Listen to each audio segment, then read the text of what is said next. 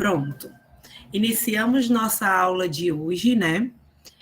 Dando continuidade à de semana passada. Na semana passada, vocês lembram que eu passei uma pequena atividade, uma questão, na verdade, né?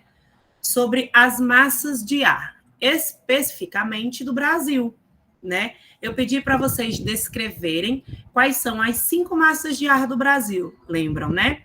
Então, hoje a gente vai dar continuidade à nossa aula falando justamente sobre as massas de ar. O que são as massas de ar, né? Um grande volume de ar cobrindo uma superfície por centenas de quilômetros que tem a temperatura e umidade relativamente constante na horizontal. Como elas se formam, né? Como se dá a formação das massas de ar? Formam-se sobre grandes extensões da superfície terrestre com características homogêneas, né? Essas características podem vir diretamente dos oceanos, as grandes florestas ou desertos, onde permanecem por longo tempo. Geralmente são anticiclones semi-estacionários, ou seja, porque elas têm ventos fracos e o deslocamento delas, né? As massas de ar. Assim quanto as temperaturas, as massas de ar se dividem. Então, as massas de ar, elas podem ser quentes ou frias. Como elas podem ser quentes? Por que elas se configuram como quente? Porque elas se formam, né? Elas se formam justamente na região equatorial, ou seja, próximo à linha do Equador, ou na região dos trópicos, né? Entre os trópicos de Câncer e o trópico de Capricórnio. Então, diante da proximidade dos trópicos, elas podem ser tropicais. E próximo à linha do Equador, equatorial. Então, se elas forem próximo do trópico, dentro daquela zona do trópico, ou próximo da linha do Equador, elas são quentes. E quando elas são frias? Quando elas se formam próximas ao polo, ou polos, né? Polo Sul, Polo Norte. Quanto à origem, né? De onde elas vêm, essas massas de ar? Elas podem vir do continente, né? Que são secas, são as massas secas, e as marítimas, né? Que elas vêm dos oceanos, e que são massas de ar úmidas, né? São geradas no oceano, então vem com muita umidade. A única exceção, gente, que configura essas massas de ar formada no continente, mas que são úmidas, né? Que ela acaba se tornando úmida, é a que forma na floresta amazônica. Porque nós sabemos que aquela extensão, né, de floresta, que é enorme, ela torna a massa de ar úmida. Né? Nós também temos a maior bacia hidrográfica do mundo naquela região. Então, acaba que o clima daquela região existe algumas características diferentes. Mesmo sendo próximo à linha do Equador, mesmo tendo temperaturas elevadíssimas, mas existe muita umidade, justamente devido à floresta amazônica. Então, à exceção das regras, né?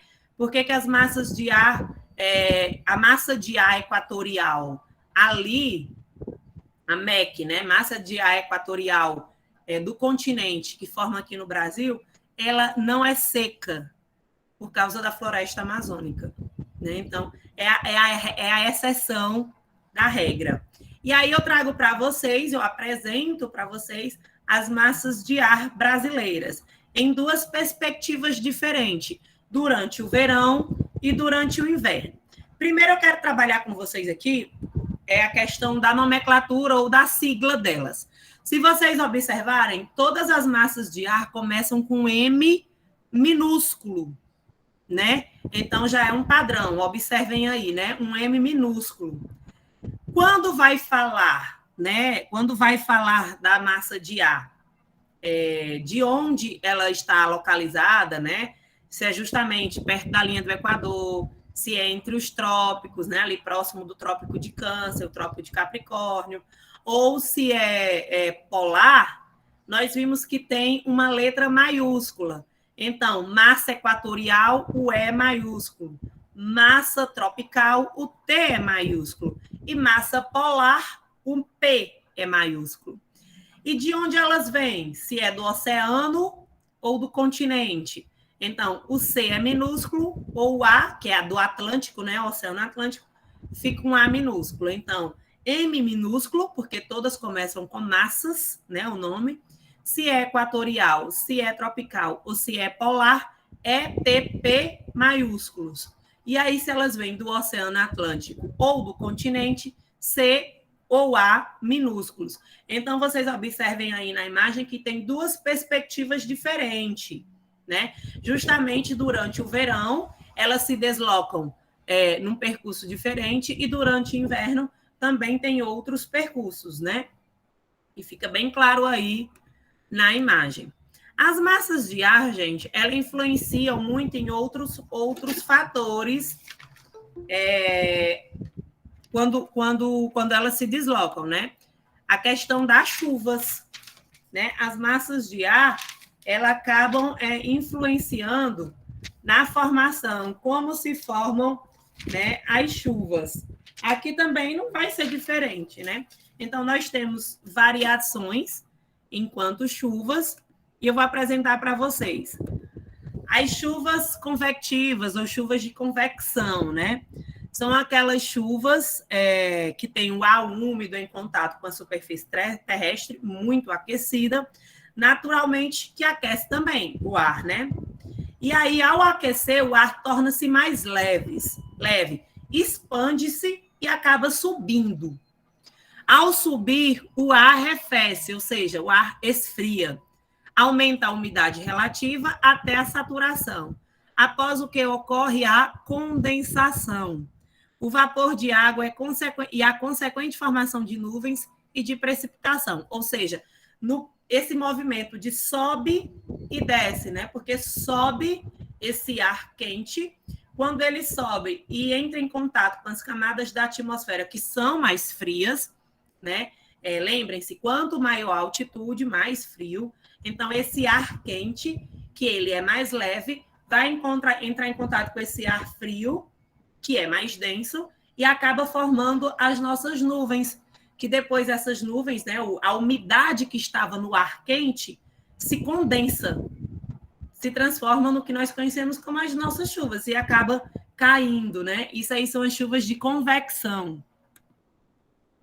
Chuvas orográficas, né? As precipitações orográficas ou de relevo, o ar sobe pela vertente das montanhas e esfria.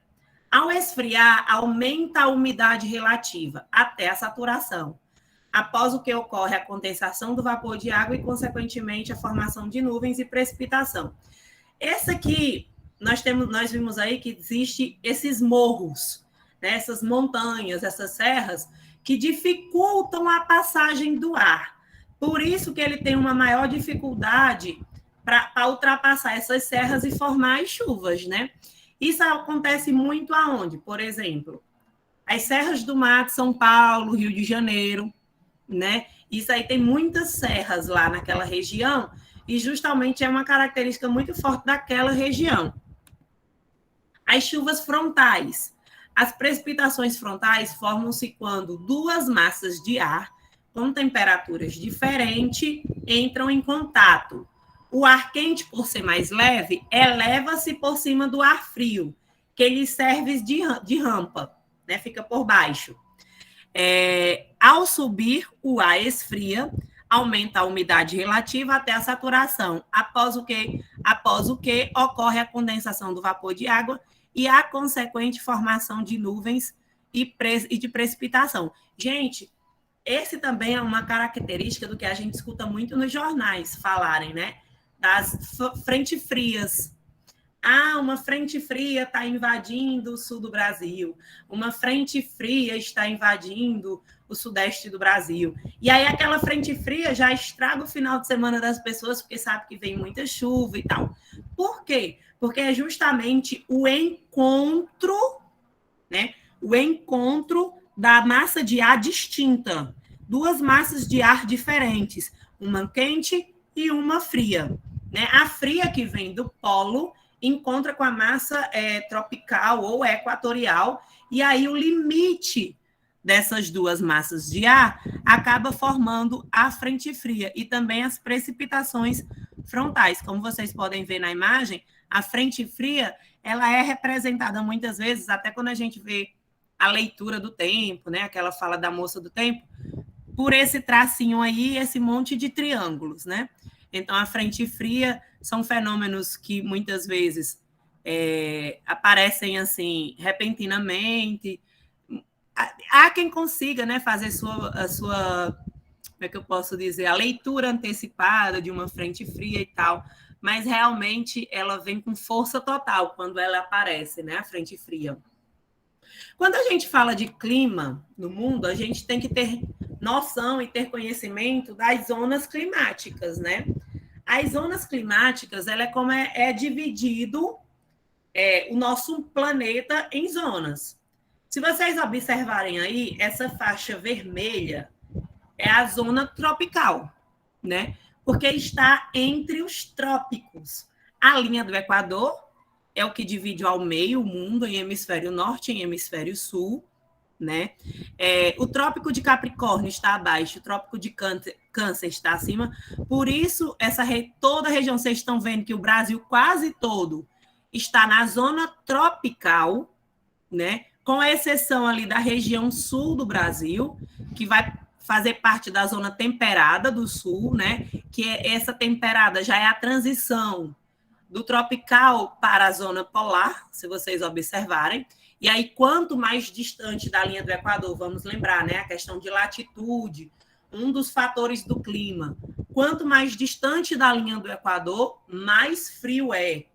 Do mesmo jeito que tem a altitude. Quanto maior o nível de altitude de um lugar, mais frio é. Então, a gente percebe que o sul do Brasil já está se distanciando mais da linha do Equador, né? Não pertence à zona tropical, e sim à zona temperada.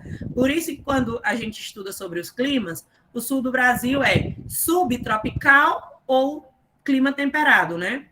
E aí, essa parte azul seriam as zonas climáticas polar ou glacial. Ao norte, glacial ártica, ou ao sul, glacial antártica. Eu apresento para vocês hoje, mais ou menos, é como se fosse um gráfico. É um gráfico, na verdade, mas é um gráfico do clima. O climograma. O que seria esse climograma, né? É onde se tem o acompanhamento, de fato, da região, né, de um lugar específico, sobre a evolução do clima durante um ano. Se vocês observarem, do lado esquerdo tem a temperatura em graus Celsius, do lado direito tem a pluviosidade, né, ou a questão das chuvas durante o ano, e abaixo, na linha abaixo, nós temos os meses do ano. Então, aí nós vamos tendo uma noção, durante janeiro, fevereiro e tal, vai tendo uma noção do quanto chegou a temperatura naquele lugar, o quanto choveu naquele lugar, né?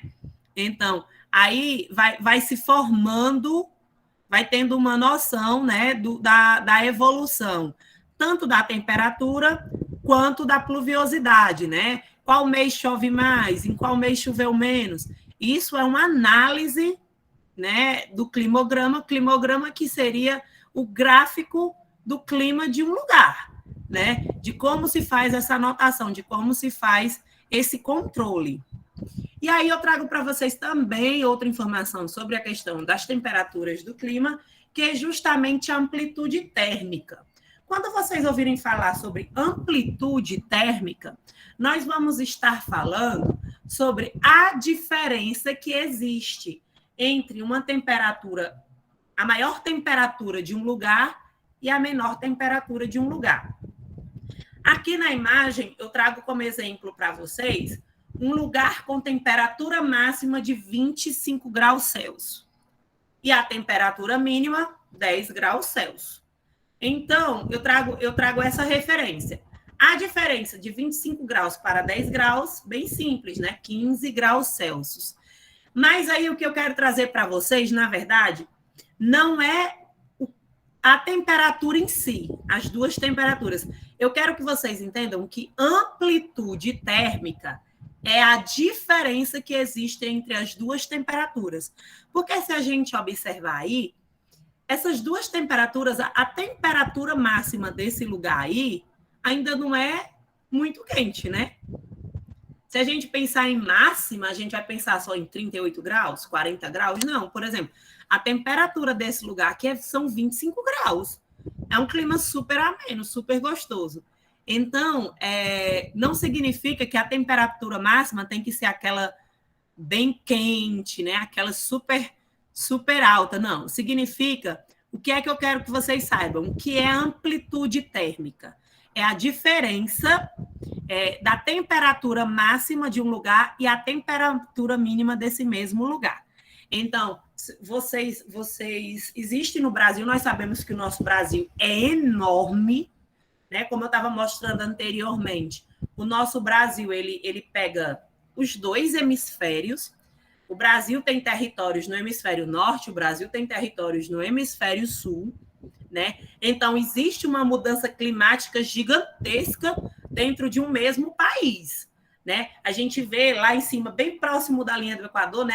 A linha do Equador cortando a região norte do Brasil. E aí, como eu sempre enfatizo, quanto mais próximo à linha do Equador, né, da latitude zero, mais altas serão a temperatura, mais elevadas serão a temperatura. Então, temos que ter muito cuidado. O nosso Brasil, ele vai desde 5 graus no hemisfério norte, por exemplo, e vai lá embaixo no hemisfério sul. Digamos que ele vai mais ou menos até 23 graus sul, né? Então, é uma mudança constante de temperatura. Lá no norte do Brasil, nós teremos, né? Nós temos temperaturas elevadíssimas. Assim como no sul do Brasil, nós temos temperaturas baixíssimas. Então, existe uma amplitude térmica aí, quando a gente fala a nível nacional, muito grande.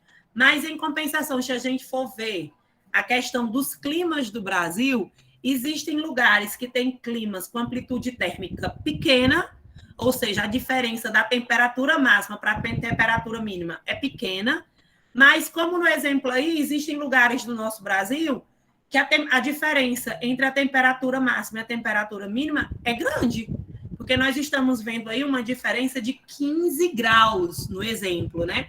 No exemplo que eu estou apresentando para vocês.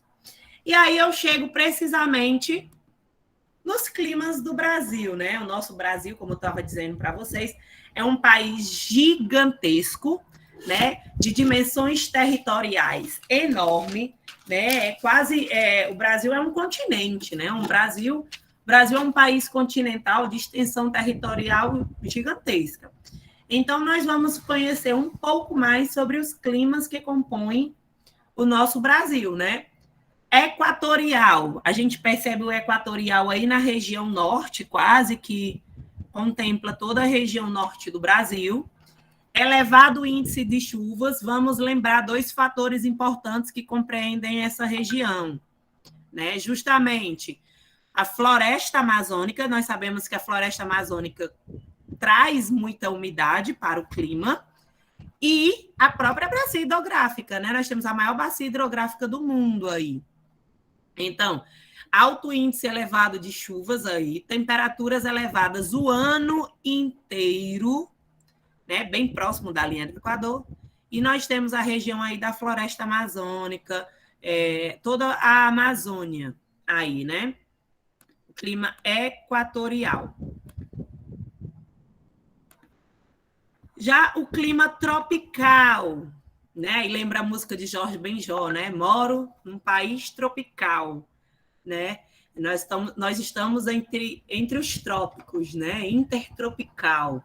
Então, moro num país tropical, sim, mas ainda tem um pouco intertropical, né?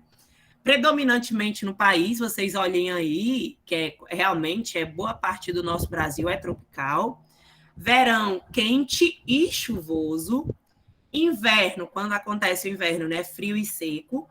E ele acontece principalmente em alguns lugares do centro-oeste e o sudeste, né? lá, nós sabemos outra característica do nosso Brasil, né? Quando a gente fala de fatores do clima. Se nós estamos muito perto da linha do Equador, que é a latitude zero do planeta, nós também temos poucas altitudes. Então, nós sabemos que o nosso Brasil, ele não tem desdobramentos modernos, né? Pelo contrário, aqui não tem fatores internos que proporcionem uma mudança no relevo assim gigantesca. Lembram aí de conteúdos anteriores quais são os fatores, né, que proporcionam a mudança no relevo, os fatores internos e os fatores externos. Nós sabemos que a nossa localização, né, a placa em cima da placa tectônica, bem no meio, faz com que a gente não tenha esses fatores, ou então esses motivos, né, que fazem com que existam mudanças significativas no nosso relevo. O que acontece, na verdade, é que nós temos muito eventos externos que mudam o nosso relevo.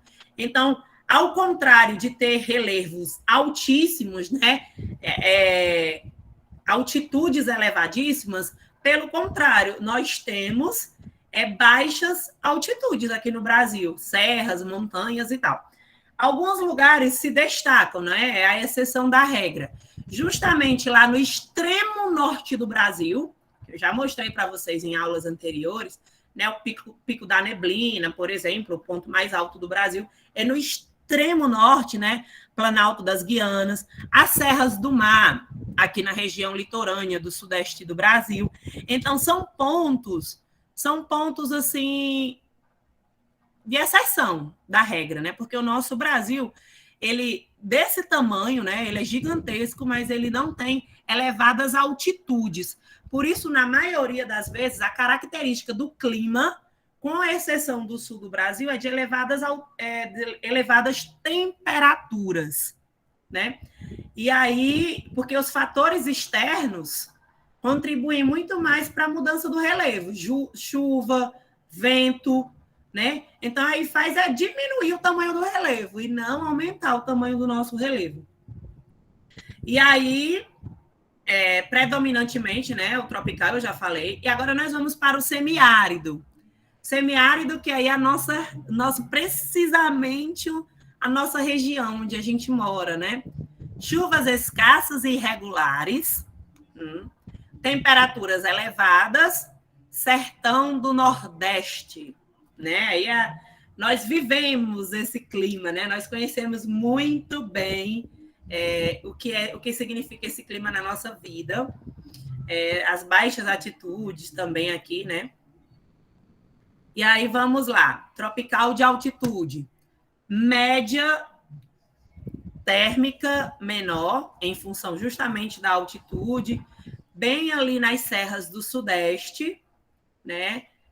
O que mais? Baixas e médias latitudes e médias e altas altitudes. Essas serras que se localizam no litoral do Sudeste proporcionam esse clima já um pouco mais diferente, né?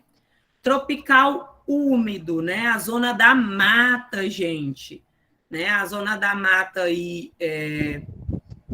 que pega esse litoral nordestino também, né? Nosso litoral brasileiro.